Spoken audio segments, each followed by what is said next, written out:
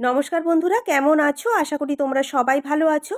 আজকের ভিডিওতে আমি তোমাদের দেখাবো বাড়িতে থাকা এই ধরনের পুরনো গেঞ্জি দিয়ে আমরা যে বাড়িতে পরার জন্য জুতো মোজা বানিয়ে থাকি সেগুলো কিভাবে বানাবো সেটাই তোমাদেরকে আজকে আমি দেখাবো। দেখো, আমি এখানে বানিয়ে রেখেছি। এই যে গেঞ্জিটা আমি ব্যবহার করেছি এর কাপড়টা কিন্তু খুবই মোটা, আর আমি এখানে ডবল কাপড় ব্যবহার করেছি। খুব সুন্দর মোটা হয়েছে জুতোটা। এগুলোকে তোমরা জুতোও বলতে পারো, আবার মোজাও বলতে পারো। দেখো, অনেকটাই মোটা হয়েছে, পরে কিন্তু তোমরা আরাম পাবে, পায়ে ঠান্ডা লাগবে না, খুব সুন্দর কিন্তু গরম ধরবে। আজকে যেই পদ্ধতিতে তোমাদেরকে দেখাবো এই পদ্ধতিতে কিন্তু তোমরা বড়দের জন্য কিংবা ছোটদের জন্য উভয়ের জন্য কিন্তু বানিয়ে নিতে পারবে। খুবই সহজভাবে দেখাবো।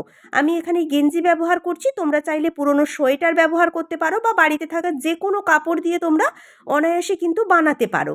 চলো তাহলে তার জন্য সম্পূর্ণ ভিডিও দেখতে থাকো।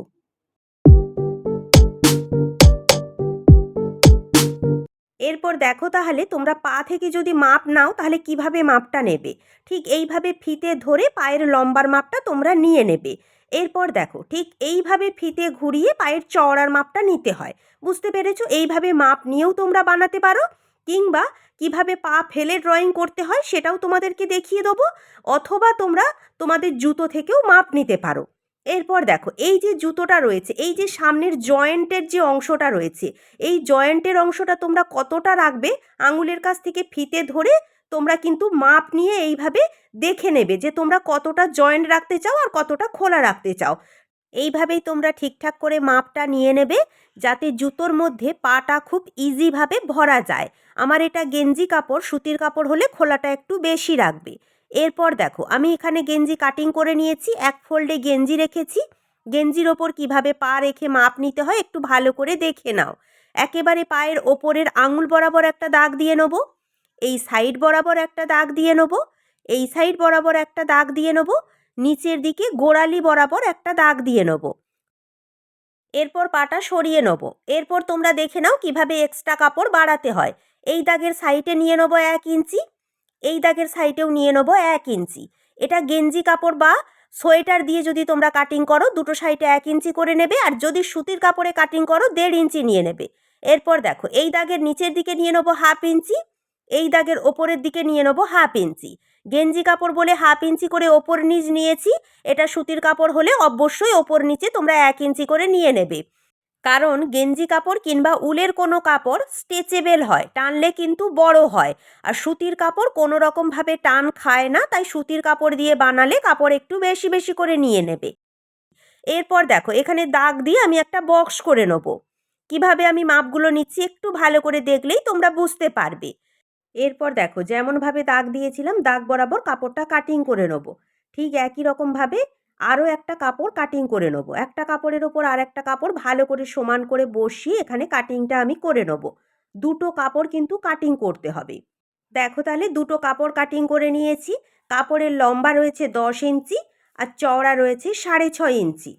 এরপর দেখো, আরও একটা আমি কাগজ নিয়ে নেব। নেওয়ার পর দেখো, কাগজের ওপর পাটাকে ঠিক এইভাবে রাখবো। রাখার পর যেমনভাবে আমার পা রয়েছে পা বরাবর দেখো সম্পূর্ণ ডট ডট দিয়ে পায়ের ড্রয়িংটা তুলে নেবো। এইভাবে পায়ের ড্রয়িংটা কিন্তু তুলে নিতে হবে। এরপর দেখো, ডট ডট করা দাগটা ভালো করে মোটা করে এখানে মিলিয়ে নেব। দেখো তাহলে, সম্পূর্ণ পায়ের ড্রয়িংটা আমার কমপ্লিট। এরপর যেমনভাবে ড্রয়িং করেছি ড্রয়িং বরাবর কাগজটা কাটিং করে নেব। দেখো তাহলে, কাটিংটা করে নিয়েছি। এরপর দেখো, কাগজের ফর্মা বরাবর আমি কাপড় কাটিং করে নিয়েছি, ডবল কাপড় কাটিং করেছি আর সেম টু সেম কাটিং করেছি। এটা গেঞ্জি কাপড় বলে সেম টু সেম কাটিং করেছি। এটা সুতির কাপড় হলে তোমরা চারি সাইডে 1/2 ইঞ্চি করে রেখে কাটিং করবে। এরপর দেখো, এই কাপড়টাকে লম্বাতে আমি এইভাবে ভাঁজ করে নেব। ভাঁজ করার পর আমার সাইডে জোড়া সাইড আর ওপর সাইডে রয়েছে খোলা সাইড। এরপর দেখো, ওপর থেকে জোড়া সাইডের দিক থেকে খোলা সাইড পর্যন্ত হালকা হাতে এইভাবে একটা শেপ দিয়ে মিলিয়ে নেব। এরপর দেখো, নিচের দিকেও কিন্তু জোড়া সাইডের দিক থেকে খোলা সাইড পর্যন্ত এইভাবে শেপ দিয়ে মিলিয়ে নেব। এই শেপগুলো কিন্তু তোমাদেরকে আন্দাজ মতোই দিতে হবে, এর আলাদা করে কিন্তু কোনো মাপ হয় না। এরপর দুটো শেপ যেমন দিয়েছি শেপ বরাবর কাটিং করে নেব। দেখো তাহলে, কাটিং করে নিয়েছি। কাপড়টা কিন্তু দেখতে ঠিক এরকমই হবে। এরপর দেখো, কাপড়টা খুলে নেব। খুলে নেওয়ার পর সোজা পাটের ওপর সোজা পাট এইভাবে সমান করে বসাতে হবে। দেখো, সোজা পাটের ওপর কিন্তু তোমরা সোজা পাট রাখবে। এরপর ওপর থেকে ফিতে ধরে এখানে আমি নিয়ে নেব 4.5 ইঞ্চি। তোমাদেরকে যে মাপটা দেখালাম, কতটা অংশ তোমরা খোলা রাখতে চাও ওই মাপটা নিয়ে নেবে। এরপর চওড়াতে ফিতে ধরে ফিতের মিডিল করে মিডিলে একটা দাগ দিয়ে নেবো। নেওয়ার পর এই দাগ বরাবর সোজা ওপর দিক পর্যন্ত মিলিয়ে নেব। এটা কিন্তু আমাদের যে পায়ের খোলা অংশ, ওই খোলা অংশের মাপ। এরপর দেখো নিচের দিকে 1/2 ইঞ্চি বরাবর এইভাবে দাগ দিয়ে তোমাদেরকে দেখিয়ে দিচ্ছি। এই দাগ বরাবর কিন্তু সোজা করে আমাদেরকে সেলাইটা করতে হবে। বুঝতে পেরেছো? দেখো তাহলে ঠিক একই রকমভাবে আরও একটা পায়ের জন্য আমি কাপড় কাটিং করে নিয়েছি। সম্পূর্ণ কিন্তু ডবল ডবল কাটিং করেছি। এরপর দেখো এই যে দাগ দিয়েছি, দাগ বরাবর সোজা করে সেলাই দিয়ে নেবো। অবশ্যই ডবল সেলাই দিয়ে নিতে হবে। এরপর দেখো এই দাগ বরাবরও সোজা করে সেলাই করে নেবো। দেখো তাহলে সেলাই করে নিয়েছি। এরপর কাপড়টাকে ঠিক এইভাবে ধরে সোজা করে নেব। কিভাবে সোজা করছি তোমরা একটু ভালো করে দেখো, দেখলেই বুঝতে পারবে। দেখো তাহলে সোজা করে নিয়েছি। বুঝতে পেরেছো নিশ্চয়ই? সামনের দিকে একটা সেলাই রয়েছে আর পেছন দিকে একটা সেলাই রয়েছে, আর মিডিলের অংশটা কিন্তু ফাঁকা রয়েছে। বুঝতে পেরেছো?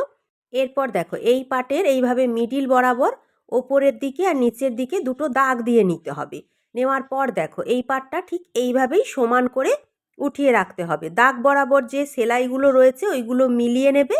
নেওয়ার পর ভালো করে পিন দিয়ে আটকে নেবে।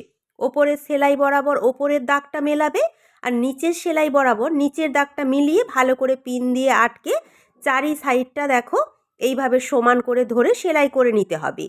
হালকা হাতে সেলাই করবে, তাড়াহুড়ো করবে না, আর সম্পূর্ণ কাপড় ধরে কিন্তু সেলাইটা করতে হবে। দেখো তাহলে সম্পূর্ণ আমি সেলাই দিয়ে নিয়েছি। পেছনটা দেখো দেখতে কিন্তু ঠিক এরকমই হবে। এরপর চলো এটাকে সোজা সাইডে ঘুরিয়ে নেব। সোজা সাইডে ঘুরিয়ে নিলেই কিন্তু হয়ে যাবে। দেখতেও যেমন সুন্দর হয়, পরেও কিন্তু খুবই আরাম, পায়ে কিন্তু খুব সুন্দর গরম ধরে। দেখো পেছনটা কত ফিনিশিংয়ের সাথে সেলাই হয়েছে, দেখলেই তোমরা বুঝতে পারবে। পুরো জুতোর মতোই কিন্তু দেখতে হয়েছে। যে বুটগুলো আমরা ব্যবহার করি ওই বুটের মতোই দেখতে হয়েছে। তোমরা অবশ্যই ট্রাই করো। ভিডিও যদি ভালো লাগে লাইক দিও, চ্যানেলটিকে সাবস্ক্রাইব করে অবশ্যই আমার তোমরা পাশে থেকো এই ধরনের ভিডিও দেখার জন্য। দেখো তাহলে ঠিক একই রকমভাবে দুটো জুতোই আমি বানিয়ে নিয়েছি, তোমরা কিন্তু বানিয়ে নেবে। এরপর তোমাদের পরে দেখাচ্ছি। দেখো কত ভালো ফিটিংস এসেছে। আমি আগে থেকে মোজা পরেছিলাম বলে মোজার ওপরেই পরে নিচ্ছি। তোমরা চাইলে এখানে খালি পায়েই পরবে, তাতেই কিন্তু খুব সুন্দর গরম ধরবে। মোজা পরার কোনো দরকার নেই। এরপর দেখো কত ভালো ফিটিংস এসেছে। দেখো কত সুন্দর প্লেন হয়ে পায়ের মধ্যে বসে গেছে, কোথাও কিন্তু একটুও উঠে নেই। দেখতে কিন্তু সম্পূর্ণ বুট জুতোর মতো হয়েছে। দেখো আমরা যে বুটগুলো ব্যবহার করি ঠিক ওরকমই দেখতে হয়েছে। হেঁটে তোমাদেরকে দেখাচ্ছি, দেখো একটুও কিন্তু লুজ মনে হচ্ছে না। তোমরা অনায়াসে কিন্তু হাঁটা চলা করতে পারো। চলো তাহলে তোমরা কিন্তু নিজেদের জন্য এবং বাড়ির অন্যান্য সদস্যের জন্য বানিয়ে নিও। আজকের ভিডিও এই পর্যন্ত। তোমরা ভালো থেকো। নমস্কার।